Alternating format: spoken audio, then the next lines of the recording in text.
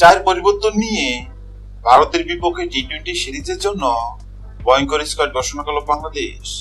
2 ম্যাচের টেস্ট সিরিজে পাকিস্তানকে হোয়াইট ওয়াশ করে দেশে ফিরছে টাইগাররা। তবে বিশ্রাম পাচ্ছে না ক্রিকেটাররা। আসন্ন ভারত সিরিজের জন্য অনুশীলন শুরু করেছে এসপি ইউনিট। ছুটি কাটিয়ে অল্প সময়ের মধ্যেই অনুশীলনে যোগ দিয়েছে শান্ত মিরাজরা। ভারতের বিপক্ষে টি-20 ও টেস্ট সিরিজ সামনে রেখে স্কোয়াড তৈরি করেছে নির্বাচকরা। পাকিস্তানের বিপক্ষে সাফল্য পাওয়ায় টেস্ট দলে খুব একটা পরিবর্তন আসবে না তা নিশ্চিতভাবে বলা চলে। টেস্ট দলে পরিবর্তন না আসলেও টি-20 স্কোয়াডে পরিবর্তন আসছে এটা প্রায় নিশ্চিত। দীর্ঘদিন ধরে ওপেনিং এ তামিমের অভাব হারাহারি টের পাচ্ছে বাংলাদেশ।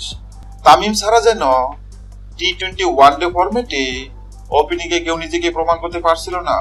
কিন্তু পাপনতে সমাপ্ত হওয়ায় এবার অবসর ভেঙে টি-20 তে মাঠে নামছে তামিম। খুশির খবর হলো আসন্ন ভারত সিরিজ স্কোয়াডে দেখা যাবে তামিম ইকবালকে।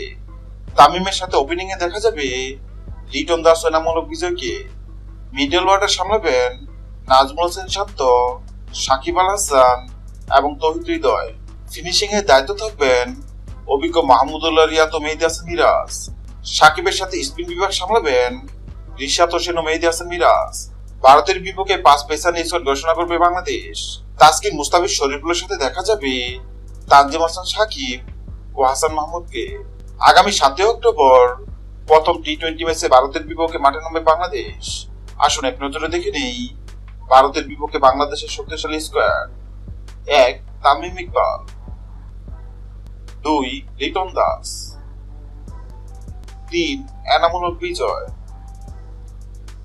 4 নাজমুল হোসেন শান্ত, 5 সাকিব আল হাসান, 6 তৌহিদ হৃদয়,